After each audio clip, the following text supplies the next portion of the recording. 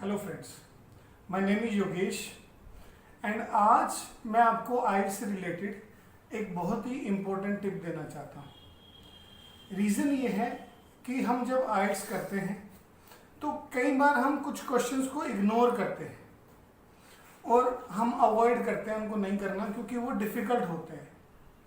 हमें एक्सरसाइजेज में भी हम बिना देखे उनको टिक कर देते हैं और फाइंड आउट करने की ट्राई ही नहीं करते। देखें, आइल्स में दो ही चीज़ें होनी है, या तो आप अपने बैंड स्कोर को अचीव करेंगे या नहीं करेंगे। इसमें तीसरा कोई रास्ता नहीं है। इसमें या तो आप पास हैं या फेल हैं, कंपार्टमेंट कोई नहीं है। तो इससे बचने के लिए तो जब आपने पैसे लगाने हैं और टाइम लगाना है तो क्यों ना आप 100% दें। आप ये ना सोचें कि मैं इनको इग्नोर करूं।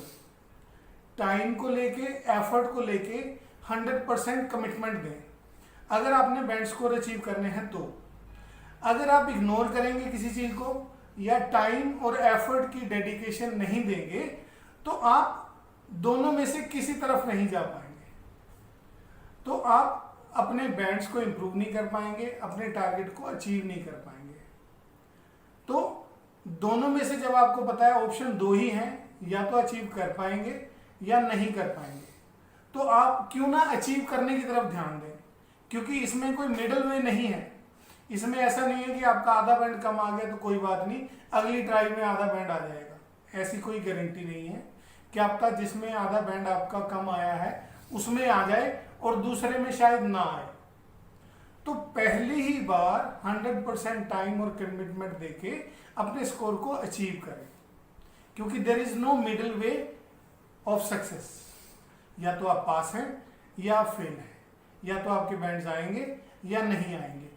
तो क्यों ना हम अपने बैंड्स लेने की तरफ ध्यान दें। कोई भी क्वेश्चन इग्नोर ना करें, किसी भी मॉड्यूल को आप स्किप ना करें या इग्नोर ना करें। जब आपके पास टाइम है तो आप उस टाइम को यूटिलाइज करें। ये कोई लिमिटेड टाइम फ्रेम वाला काम नहीं है कि चलो आज मैंने कोचिंग ले ली है और आज मैं स्टडी नहीं करूँगा। आपको सेल्फ इम्प्रूवमेंट पे ज़्यादा ध्यान देना है। जब आप कोचिंग लेते हैं या किसी से गाइडेंस लेते हैं वो 10 या 20% तक ही यूटिलाइज होती है। बाकी 80-90% आपके अपने एफर्ट्स होते हैं। किसी का पढ़ाया हुआ आपको ज़्यादा देर तक याद नहीं रह सकता। आपने खुद उसकी प्रैक्टिस करनी है, उसके जो लॉजिक्स हैं उसको अपने दिमाग में बिठाने हैं। वो प्रैक्टिस ही आपको आगे लेके जाएगी। कोई जितना मर्जी पढ़ा ले, अगर आप प्रैक्टिस नहीं करेंगे तो आप वहीं के वहीं रहेंगे जहाँ पे आप आज हैं, क्योंकि सुनी हुई बात आज नहीं तो कल दिमाग से निकल जाएगी।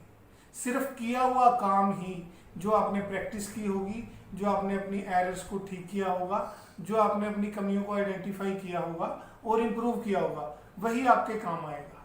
बाकी जो कोचिंग है या गाइडेंस है वो बहुत थोड़ा हेल्प कराती है। वो तो just like a hand holding, आपका हाथ पकड़ा है आपको चलना सिखाने के लिए, चलना आपने खुद है। तो अगर आप किसी की भी दी हुई गाइडेंस को सोच के अगर आप ये समझते हैं कि आप सिर्फ गाइडेंस ले ली है, हमने सुन ली है और हमारा काम हो जाएगा, ऐसा होने वाला नहीं है। आपको उस टाइम से ज़्यादा एफर्ट उसको इम्प्लीमेंट करने में लगाने हैं, उसको टाइम देना है, उसको करके देखना है, ताकि आपको अपनी कमियां या शॉर्टकमिंग्स पता लगे। तो आई होप आप 100% देंगे, क्योंकि इसमें कोई मिडिल पाथ नहीं है। या तो आपके बैंड्स आएंगे या नहीं आएंगे। तो आप देख लीजिए कि आपने किस तरफ ज़्यादा एफर्ट लगाने हैं और फुल डेडिकेशन के साथ काम करना है।